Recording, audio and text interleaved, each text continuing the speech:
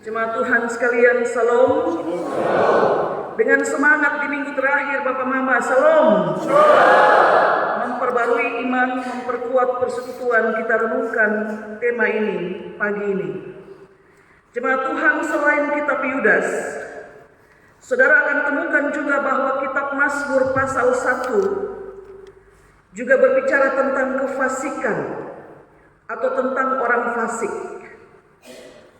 Nanti Bapak Ibu bisa baca sendiri apa yang tertulis dalam Mazmur 1 dan bagaimana Mazmur pasal 1 mendefinisikan tentang siapa itu orang fasik.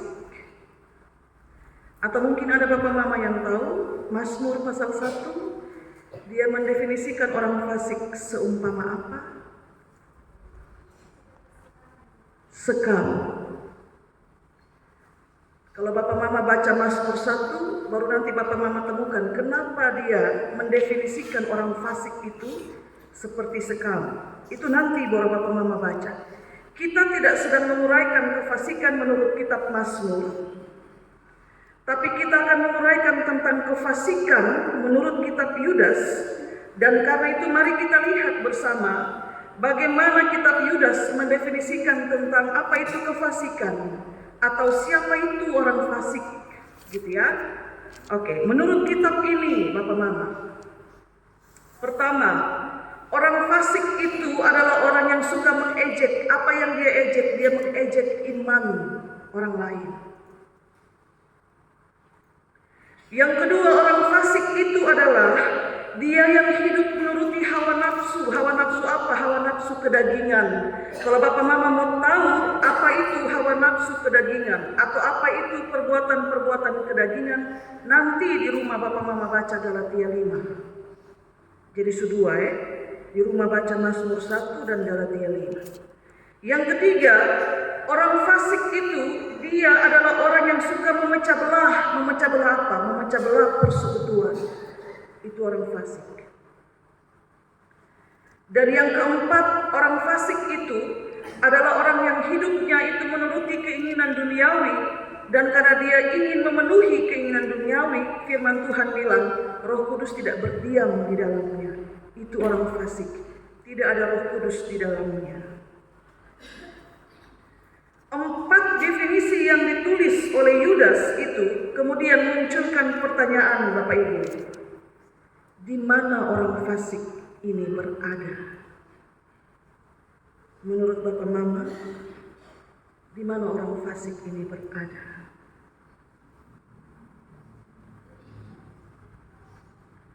Saudara harus tahu, orang fasik bisa ada di mana saja. Bahkan sangat mungkin juga ada di sekitar kita. Dan kitab Yudas bersaksi, mereka muncul menjelang akhir zaman. Maka di penghujung tahun, menarik juga menurut saya, sebelum tahun ini pergi, di hari Minggu yang terakhir, kita diajak untuk belajar bagaimana menghadapi orang fasik. Atau bagaimana menghadapi kefasikan, karena tadi dia bisa ada di sekitar kita. Kita lihat Bapak Mama yang paling pertama dan paling mendasar untuk menghadapi kefasikan itu adalah yang pertama imanmu dan yang kedua doamu. Imanmu dan doamu. Itu pertama dan mendasar.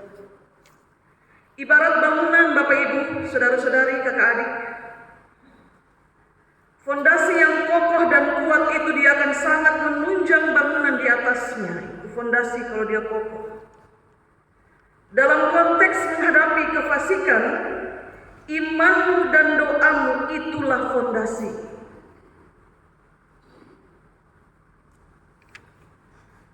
Kefasikan akan mengejek-ejek imanmu kepada Kristus. Dia mengejek sungguh-sungguh keyakinanmu kepada Kristus Yesus. Dia mengejek kekuatan doa yang rutin kau persembahkan kepada Tuhan karena keyakinanmu kepadanya, dan ejekan itu untuk melemahkan keyakinanmu pada doa-doamu sendiri. Papa Mama pernah merasa engkau meragukan doamu sendiri? Atau Papa Mama pernah ada dalam fase di mana kau berdoa tapi setelah kau mengatakan amin, kau jatuh dalam keraguan? Ejekan kefasikan sedang berlangsung saat itu. Maka perkuat imanmu dan doamu. Yang kedua, jemaat Tuhan, untuk menghadapi kefasikan menurut Yudas, jaga dirimu dan pelihara dirimu baik-baik di dalam kasih Tuhan. Terjemahan baru bilang di dalam rahmat Tuhan. Jaga dirimu dan pelihara dirimu baik-baik di dalam kasih Tuhan. Bapak Mama, kefasikan itu menggoda, sangat-sangat menggoda kefasikan itu. Dia menggoda iman, dia menggodamu pada jam-jam doamu, dia menggoda kesetiaanmu, juga mungkin dia menggoda kesetiakawananmu. Bahkan dia menggoda keutuhan persekutuan, karena memang kefasikan itu menuruti hawa nafsu kedagingan. Dia tidak suka melihat segala sesuatu dalam keadaan yang baik dan utuh. Karena kefasikan itu menggoda, maka firman Tuhan katakan, pelihara dirimu baik-baik dalam kasih Allah. Jangan pelihara dirimu baik-baik, tapi di luar kasih Allah tidak. Pelihara dirimu baik-baik, tapi di dalam rahmat Allah. Kenapa? Karena firman Tuhan bersaksi, di luar Tuhan engkau tidak bisa berbuat apa-apa. Tidak bisa. Karena itu diminta menghadapi kefasikan itu kau pelihara dirimu dalam kasih Allah. Karena dia sangat menggoda. Langkah kedua ini juga kita pakai, kita bawa dalam konteks persekutuan. Untuk memperkuat persekutuan, langkah kedua ini akan berbunyi, pelihara persekutuanmu baik-baik dalam kasih Allah. Jangan di luar kasih Allah. Kalau persekutuan ini namanya Getsemani Tarus Timur, maka semua yang menjadi bagian dari Getsemani Tarus Timur, saudara harus tahu bahwa satu kewajiban terbesarmu, pelihara persekutuan ini baik-baik. Pelihara. Jangan mau digoda, apalagi tergoda untuk terpecah belah. Ini nasihat firman Tuhan, Bapak Ibu. Itu kewajiban, bukan pilihan. Kepadamu disodorkan kewajiban untuk pelihara persekutuan ini baik-baik, dan bukan pilihan. Mau pelihara karena suka, tidak usah pelihara karena kita tidak suka. Tidak. Kalau Roh Kudus berdiam dalam dirimu, masakan dia menggerakkanmu untuk terpecah? Tidak mungkin. Kalau Roh Kudus berdiam dalam dirimu, masakan dia membiarkanmu untuk tergoda, mengambil bagian dalam perpecahan? Tidak mungkin, Bapak Ibu. Karena itu pelihara diri baik-baik, dan kemudian pelihara persekutuan ini. Pelihara, Bapak Mama. Langkah yang ketiga untuk menghadapi kefasikan, ini puncaknya, Bapak Ibu. Tadi kita bicara dari dasar soal iman dan doa itu harus kuat. Sekarang kita sampai pada langkah puncak. Menghadapi kefasikan adalah dengan tidak menjadi fasik. Saya ulang sekali lagi. Menghadapi kefasikan adalah dengan tidak menjadi fasik. Atau menghadapi orang fasik adalah dengan tidak menjadi orang fasik juga. Itu sama dengan seekor domba, dia tidak perlu menjadi singa supaya dia ditakuti, itu kiasan. Seekor domba tidak perlu menjadi singa supaya dia ditakuti. Dia hanya perlu mengasah dan mempertajam keberaniannya tanpa harus mengubah diri menjadi singa. Bapak Ibu, jemaat Tuhan, maka kunci untuk melawan kefasikan adalah terus saja berbuat baik. Terus saja berbuat baik. Kefasikan akan mengejek, bahkan mempermalukan di depanmu dengan terang-terangan atau di belakangmu dengan diam-diam. Tapi firman Tuhan bilang, kau tidak perlu menjadi fasik untuk menghadapi kefasikan. Teruslah berbuat baik. Engkau mendengar ejekan untuk imanmu dan doamu. Apakah engkau harus membalas mengejek? Tidak perlu. Karena hukum mata ganti mata tidak berlaku dalam pengajaran Kristen. Semakin engkau diejek, semakin imanmu dihina, harus semakin kuat engkau bertelut dan menancapkan kepercayaan kepada Tuhan. Bapak, Mama, saudara-saudari yang terkasih dalam Kristus, semakin pepatah bilang, semakin dibabat, semakin merambat. Semakin kau diejek, imanmu diejek, doa-doamu diejek, harus semakin kuat kau bertelut dan semakin dalam kau menancapkan kepercayaan kepada Tuhan. Itu nasihat yang baik, Bapak Ibu.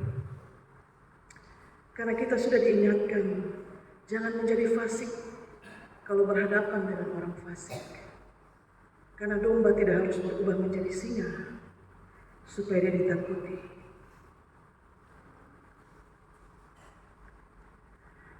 Engkau digoda untuk hidup dalam kedagingan karena betapa nikmatnya keinginan daging itu. Apakah engkau harus tergoda? Tidak. Kamu tidak harus tergoda supaya hidupmu terlihat keren, terlihat trendy. Mazmur 1 bilang duduk dalam kumpulan pencemooh. Tidak harus menuruti keinginan daging supaya hidupmu keren dan trendy. Tetaplah saja berbuat baik. Engkau digiring untuk memecah belah persekutuan. Apakah engkau akan membiarkan dirimu tergiring? Jangan.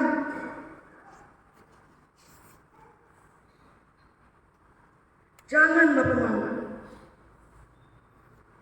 Karena terlalu mahal harga yang harus dibayar kalau persekutuan itu pecah.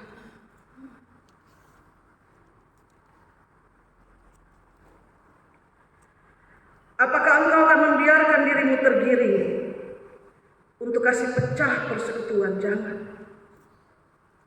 Saya mengutip sebuah pepatah kuno.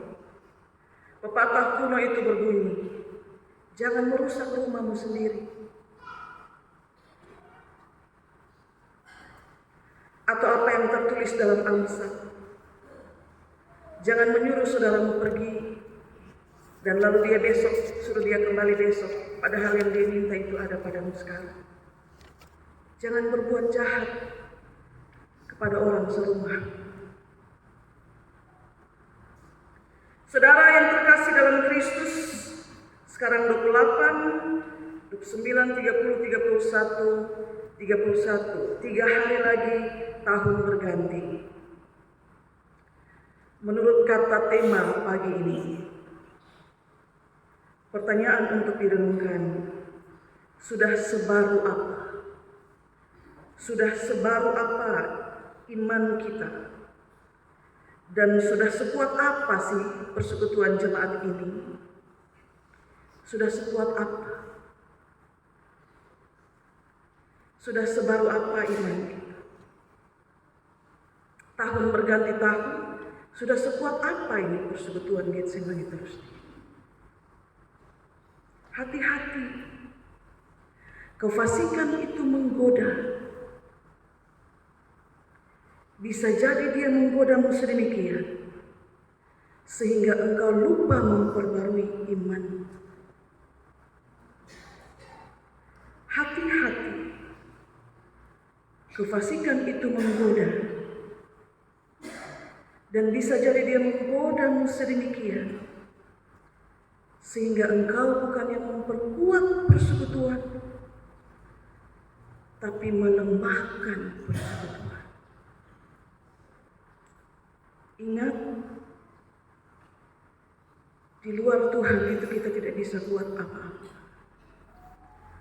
Dan iman kita mengaku kepala persekutuan itu Yesus Kristus. Jangan rusakkan di tubuh. Jangan. Kepala itu Yesus Kristus, bukan ketua majelis jemaat. Kepala persekutuan jemaat Yesus Kristus.